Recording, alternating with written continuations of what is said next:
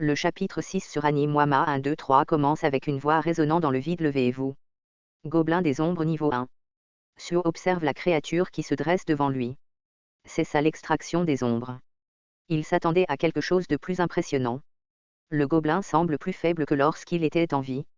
Beru intervient. Les soldats des ombres fraîchement extraits sont toujours plus faibles au départ. Sans entretien, ils disparaissent au bout d'une journée. Suo apprend aussi l'existence d'une compétence, stockage des ombres.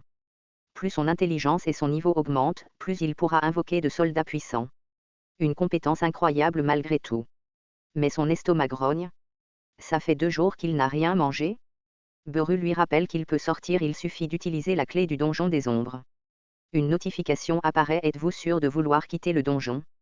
Suo se retrouve dans sa chambre d'hôpital, savourant enfin un repas chaud. La nourriture de l'hôpital est meilleure que prévu. Beru profite du moment pour lui parler de ses 3 missions.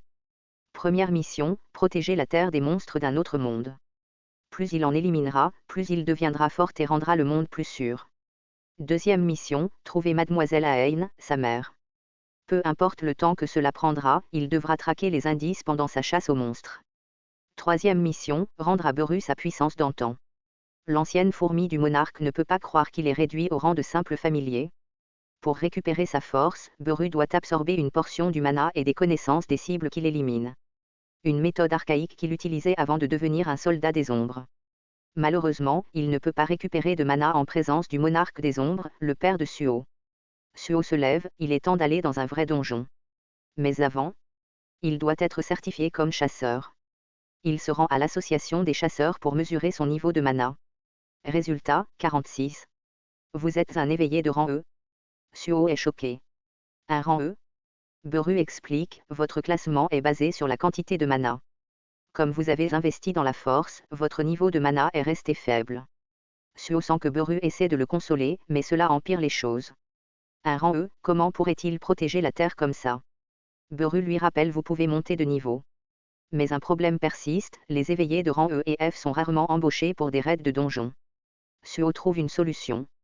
Dans les donjons, les tâches sont réparties. L'équipe d'attaque combat les monstres. Les dépeceurs récupèrent les carcasses. Les mineurs extraient les ressources. Contrairement aux autres équipes, le minage accepte les éveillés de rang E. Grâce à cette astuce, il pourra entrer dans des donjons. Un homme le remercie de l'avoir rejoint. Lim Dojien, professeur assistant à l'Université des Arts, éveillé de rang E. Suo est heureux, enfin un aîné pour l'aider à travailler dans les donjons. Dojien s'excuse.